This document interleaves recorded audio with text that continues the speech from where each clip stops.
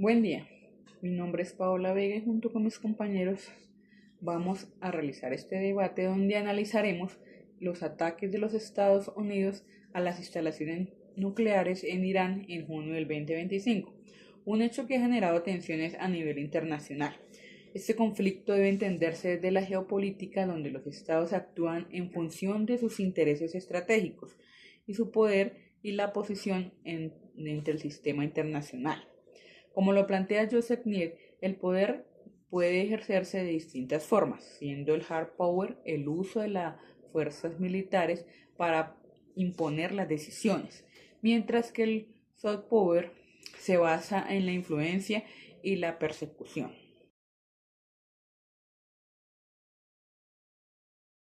Desde una perspectiva estratégica, el ataque de Estados Unidos puede considerarse totalmente legítimo como una acción preventiva.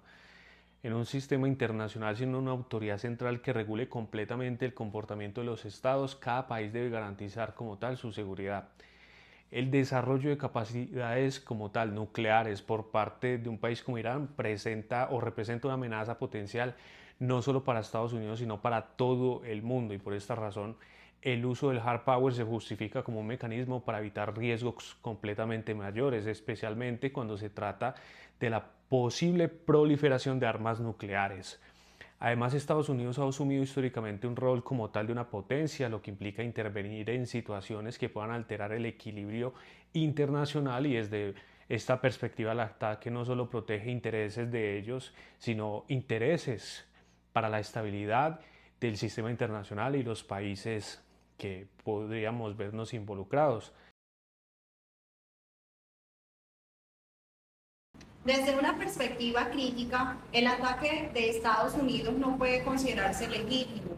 En primer lugar, porque viola el derecho fundamental de soberanía de los estados, el cual es la base del derecho internacional. El uso de la fuerza sin autorización de organismos internacionales, como el Consejo de Seguridad de la ONU, representa una acción unilateral que debilita el orden jurídico global. Además, este tipo de intervenciones suelen estar motivadas por intereses geopolíticos y económicos más que por una verdadera intención de garantizar la paz. El Medio Oriente ha sido históricamente una región estratégica por sus recursos, lo que explica la constante intervención de potencias extranjeras.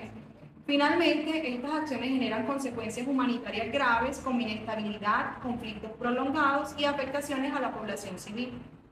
Frente a estas dos posturas surge una pregunta clave. ¿Puede justificarse el uso de la fuerza en nombre de la seguridad internacional, incluso si ésta implica vulnerar la soberanía de otro Estado?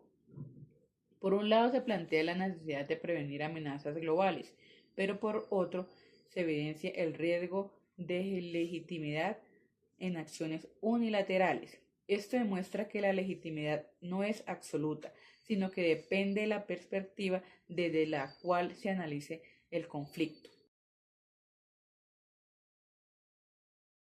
Es importante aclarar que la soberanía no puede ser utilizada como un escudo cuando existen amenazas reales para la seguridad internacional. Si un Estado desarrolla capacidades que pueden poner en riesgo como tal a otros, la comunidad internacional tiene el derecho de actuar, y en ese sentido la inacción podría ser más peligrosa que la intervención. Además, esperar siempre una autorización internacional es demorado y pues no es necesario o atrasa todo cuando es en contextos de urgencia. El problema es que no existe evidencia concluyente de una amenaza inminente que justifique el ataque. Esto convierte la acción en una intervención basada en supuestos, lo cual es peligroso en el sistema internacional. Si se normalizan este tipo de decisiones, cualquier potencia podría justificar ataques preventivos, generando más conflictos en lugar de estabilidad. Además, este tipo de acciones debilita la legitimidad de los organismos internacionales y del derecho global. Este debate evidencia que la legitimidad del ataque no es absoluta. Sino que depende de factores como la seguridad, el poder y los intereses estratégicos. Y también del respeto al derecho internacional y a la soberanía de los estados. En conclusión, el caso refleja las tensiones entre poderes y legitimidad en el sistema internacional, demostrando la complejidad de los conflictos geopolíticos actuales. Como opinión personal, pienso que fue una muy buena acción por parte de Estados Unidos. Irán es un país que está siendo gobernado por terroristas y haber acabado con la vida de su líder supremo fue una decisión completamente acertada, más en beneficio de países como Israel o aledaños a Irán que para el occidente. Y pues bueno, fue una acción que en lo personal creo que estuvo muy bien hecha, porque un país gobernado por terroristas y en su poder con armas nucleares puede representar una amenaza bastante grande y es algo realmente amenazador para la estabilidad internacional. Muchas gracias. Al cerrar este debate, es fundamental insistir en que la legitimidad de una acción internacional no puede basarse únicamente en percepciones de amenaza o en el poder de quien la ejecuta. El caso del ataque de Estados Unidos a las instalaciones nucleares de Irán evidencia un riesgo profundo para el orden internacional, la normalización del uso unilateral de la fuerza.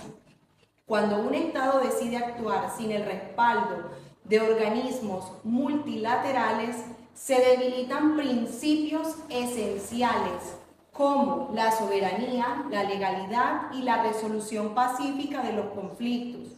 Esto no solo afecta al país directamente involucrado, sino que sienta un precedente peligroso para toda la comunidad internacional.